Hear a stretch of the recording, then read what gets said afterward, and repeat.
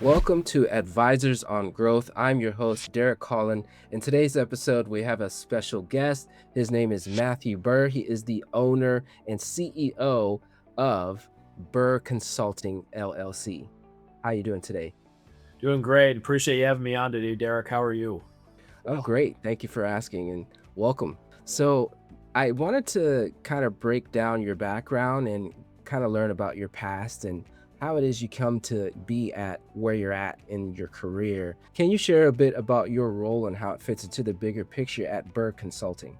Yeah, no, I mean, I've been in HR for just about 20 years, 19 and a half years. It'll be 20 in December. Started out as an intern, as an undergraduate student at Elmira College in upstate New York. Took a Myers-Briggs and recognized that HR, human resources, would be a great career fit field for me to get into. And so I've really stayed with it up until this point. And I started my consulting company back in October of 2015. It kind of bootstrapped it, grew it into what it is today. Wanted to give it a couple years back in 2015. I was working on an MBA through Syracuse University.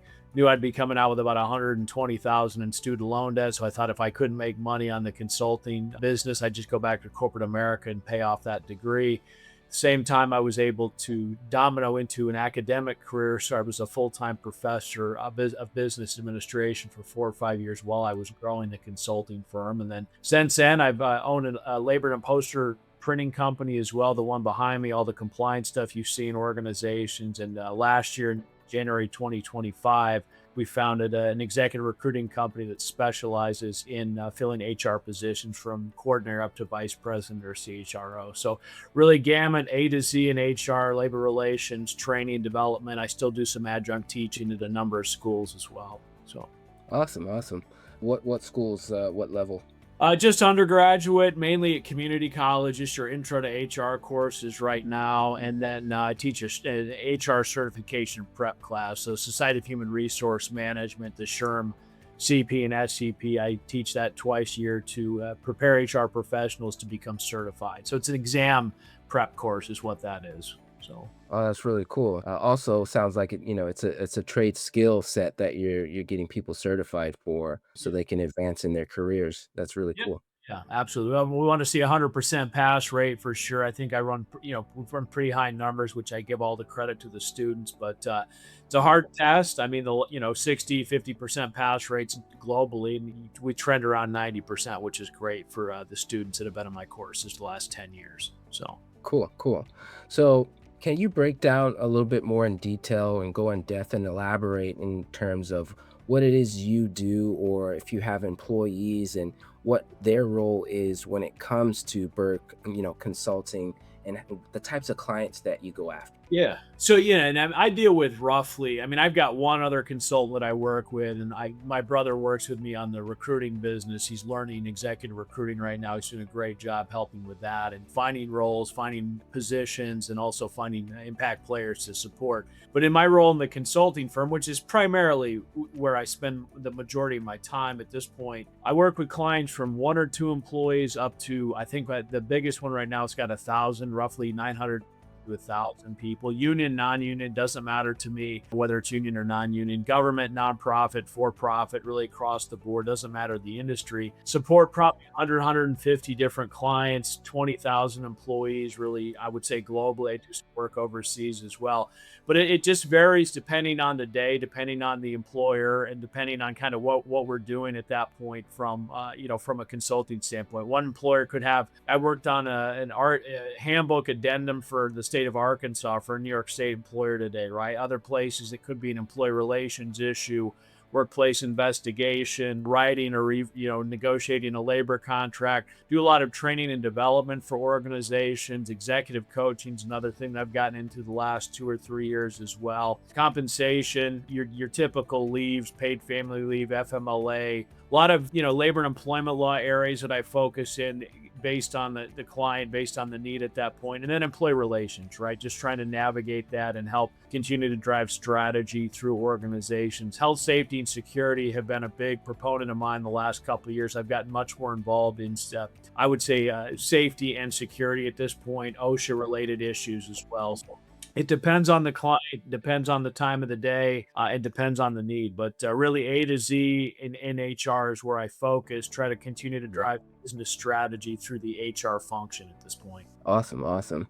And I like how direct you are. You seem really hyper focused and very passionate about what you do. Almost very militant. You don't have a military background, do No, I you? don't. I know people. I mean, I was on a podcast the other day. It's like you remind me of John Gruden. I'm like, well, John Gruden got fired for terrible things, so I don't. I Yeah, hope that's the case. But he's like, no, coaching and direct and motivate. So I'm like, all right, that's fair. But I mean, yeah, again, I think that sometimes I think we go down the path of political correctness. I much prefer to have candid conversations and making sure I always tie it back when any organization I support, what's the mission, the vision, the core values of the organization? And it always ties back to those three things and making sure that we're aligning HR, employees, organizational performance with the direction, the mission, the vision, and where the organization wants to go, why it was founded, like what it's going to look like in 5 to 10 years. And so yeah. I mean, I brutal honesty, professional, but brutal honesty, I think is there's opportunity there. I do a lot of change management, right? A lot of places bring me in to fix problems. I mean, if there's Yeah. an HR issue, vice president, whatever, employee relation issue, I'm the guy they call to help address those issues and fix it at that Mhm. point. It's what I've been Yeah. really programmed to do the last 20 years. So Awesome. Wow. And believe you said you've worked overseas. Is it more nearshore or offshore? Is it yeah, what I mean, types of I've spent some time in Canada. I mean, I've worked in Ireland. I worked with a consulting firm in the UK. I've done project work for UK companies coming that want to bring LLCs or corporate, bring jobs in their companies to the United States. So it's that transitional stuff. Done some work in Australia. So really all over. I mean, I would say more, Europe than anything else. But I had a great time. Spent 3 to 6 months on an assignment in Toronto, which was a fantastic experience early in my career. But yeah, no, it's always good to get the overseas because you never know what you're going to run into in the laws. You learn a lot in those positions and really try to build strong relationships and explain how we do things in America versus Europe. So there's always learning curves and communication there as well. So. Yeah, definitely. What major shifts are you particularly seeing in your industry right now? No, I mean, again, I think there's got to be a focus on, the employee relations, making sure we are engaged. And it seems like we have, employee engagement issues in organizations, a lot of conflict. I think, with the areas that I focus on when I have trainings with undergraduate students or even with, executives and managers, it's workplace communication is critical, like loop closure communication. If you look at Sam Walton, who founded Walmart, it's that sundown rule of replying to everything if you can by the end of the night, or at least acknowledging it, right? That's big for me at that point. Conflict resolution, the crucial conversations, feedback is critical for me. And then also accountability. I mean, and kind of again, like no favoritism, all those things play a role, but Yeah. engagement's big at this point. The employee relations, I would think succession planning, continuing to upskill the workforce. Obviously, there's a big push on AI. You and I were having that conversation a little bit before we even started the broadcast or the recording. But AI is obviously, I think, a slow evolution, but it's going to be hitting most organizations pretty quickly. And how do we continue to upskill the workplace and maybe pivot certain jobs into other jobs and making sure we're not losing talent based on artificial intelligence and the use of machines and machine learning at that point. So that's big. I think HR plays a tremendous role in that too. So. Yeah, yeah, definitely. So I guess when it comes to this trend with AI and technology and tech stacking, how has, this trend within, the AI space impacted your business or growth strategy? Yeah, it's funny. My mom, I was having a conversation with my mom the other day, and I was like, "Man, I'm so busy. I might have to start turning work down," which is a blessing, right? And I'm just like, she's like, "I always thought AI was going to ruin your business." I'm like, that's far from the case at this point. And so, Yeah. again, I think it's just more of utilizing AI as a resource. And one of the things I always caution people on is, yeah, you can type in, you want a legal update or what's the law in New York State, you put it in AI. But do you know what it means on the other side of that? You might be able to get a high level answer, but if you don't know what it means or what you're actually looking at, the relevance, the return on investment of your time just might not be there. So again, Yeah. there's that evolution of don't be too reliant on technology. You still have to understand and make decisions in the roles that we are, are in at this point. But really, I mean, to me, AI and technology, it's a resource, it's a tool. I use it, not every day, but I've used it quite often to just do different things, look for, different opportunities as we're recruiting for certain positions, use it in newsletters, designing certain images and things like that. But, Yeah. certain organizations use it more heavily. We've had a couple places roll out AI specific policies, but not many. I mean, I haven't seen a whole jump towards AI at this point. There's been a little bit of evolution, but not a whole lot. So, Okay, so for the HR generalists that are out there listening in the workforce and they want to sort of enhance their career, they want to get certified or be a part of some association, what would you say to them? How could you help them and at least guide them in the right direction? yeah, I mean, I think that in HR, there's always something to learn. I mean, especially, the legal side is big for me. And most HR people steer clear of learning labor and employment law. That's where I really spend a lot of time is understanding and as much as, I mean, I've a law degree as well, but it's the same thing. It's making sure you understand the labor and employment law and how it relates to the business, right? There's evolution there, understanding how to navigate some of those tricky situations. So the continuous education, I think going to conferences, joining local chapters, HR chapters, becoming certified, maybe looking for like again industries or very specific specialty credentials is a big thing. But I think in this industry specifically is in the HR profession is you have to continue to learn. There's always something new. I learn something new every day in what I do, and so you can't be afraid to learn, can't be afraid to make a decision either.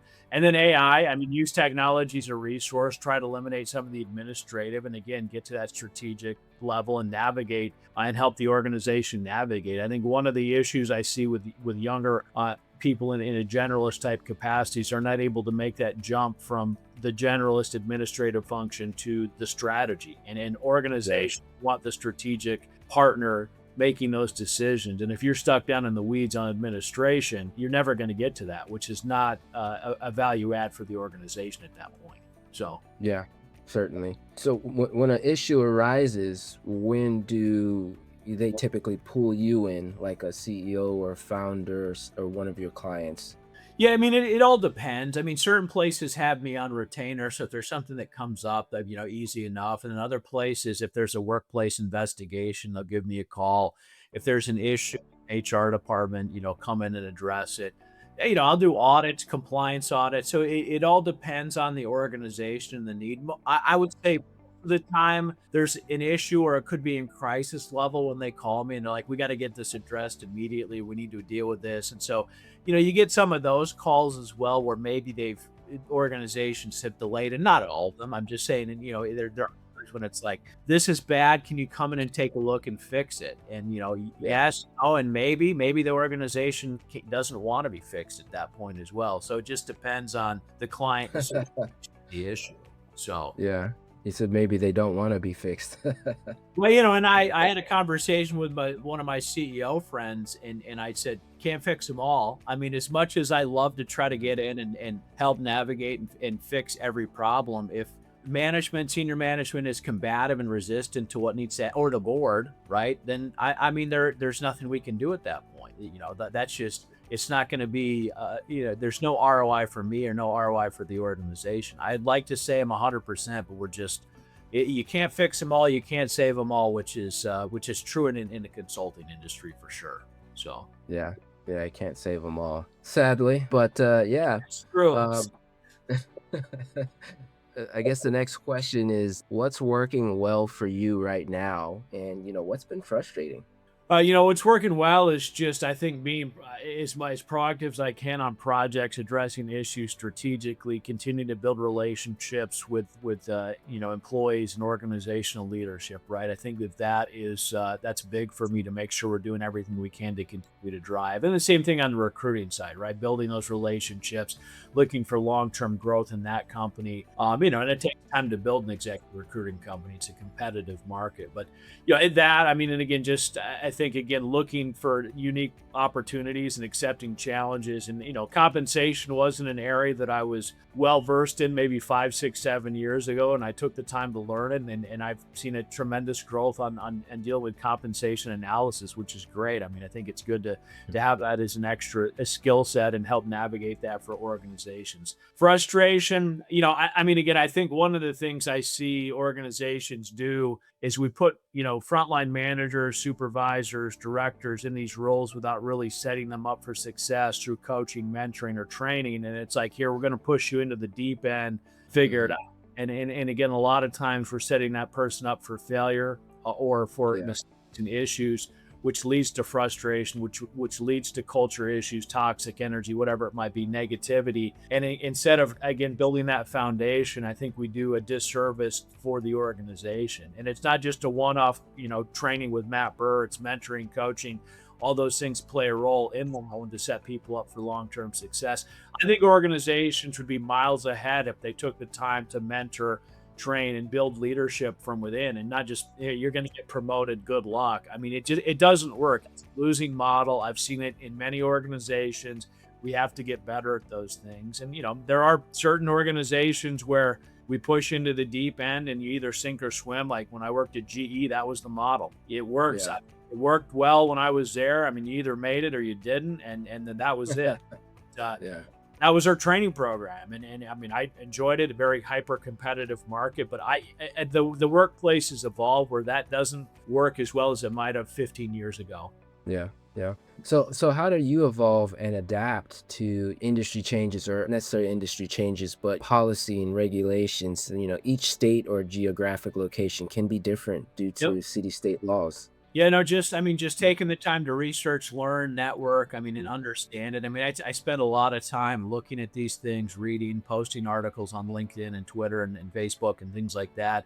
But it's Mhm. just taking the time to understand it. And then also just, I mean, I spend a lot of time writing, which is a good thing as I work on handbooks and job descriptions and all those intricate details, training, documentation as well. But it's taking the time to understand it, know what you're looking for, and then really kind of just building it. I mean, I've got, an Yeah. encyclopedia of information now that I can use, but it takes time in the beginning to truly embrace it. I mean, then again, you get into international, Canada, Europe, Mexico. Well, those places have different rules as well. I mean, and it adds tremendous complexity. And, at the same time, if I'm not the right guy, I've probably got someone in my network that's better suited to navigate an issue in California, right? Or something like that. Mhm. Oh, cool. Awesome, awesome. So when it comes to writing all the documentation and handbooks, are you using AI and then you kind of reviewing everything before you approve it, or are you just Not, writing it all yourself? not as much. I mean, there are certain things I'll do some research with within AI, but for the most part, I'll write it myself and then modify it as needed. Again, every organization has like different ways they write handbooks or write different things. So you got to kind of tweak it to what their specific industry or what their organization is looking for. So yeah, high level you can use AI, but then it's getting into the weeds and kind of tweaking it and modifying it for what that client needs at this point too. So Yeah, yeah, definitely. So what do you want people to know, or CEOs or founders that are out there listening to this, that would hire you, your services? yeah, I mean, yeah. I mean, I appreciate that question. I think if there is an HR need or an opportunity or a question, you're always welcome to reach out to me. I think from the consulting standpoint, looking at anything from A to Z related to HR. But then if you have an HR need to fill a job, I mean, I guarantee we'll get that filled with the right person. And not every HR professional is built for every position. Manufacturing is different than healthcare, different than nonprofit. And so it's finding those unique opportunities, those unique professionals to help fill those roles. But then also, again, building in HR strategy to help navigate the needs and evolution and mission of the organization. I mean, the whole reason I built this business, the consulting firm, was to align HR strategy with the needs of small and medium sized organizations. So, Awesome, awesome. Yeah. So where do you want Burr Consulting to be in the next 6 to 12 months from now? just continue. I mean, continued growth is what I see at this point. I mean, continuing to have opportunities across the country, but also continuing to again build the relationships with my current clients and I mean, change management is really where I've established HR change managers is where I find unique opportunities. And so that's where I see there's always something to be done. There's always an opportunity. But yeah, I mean, just continued growth, continue to build and work with great clients. I can't thank my clients enough for everything that we've, done together, and continue to look forward to working with them over the next, 5 to 10 years at this point. So. That's awesome. And it sounds like you have a good list of clients and use case and also case studies and testimonials to where they can say, hey, Burr Consulting, he's the guy. Yep. I would Yeah. appreciate it. Absolutely, and always happy. I mean, it's always been good. Every group I work with has been great to work with. So, Awesome, awesome. Well, ladies and gentlemen, Burr Consulting, provides quality consulting and strategic solutions. If you want to check him out and his service for consulting in HR or talent acquisition or in your workforce, and you need help, go to burrconsultingllc.com. Burrconsultingllc.com. Matthew W. Burr, it's been a pleasure. Thank you so much for joining us on Advisors on Growth. yeah, appreciate the opportunity. Thank you for inviting me. Pleasure.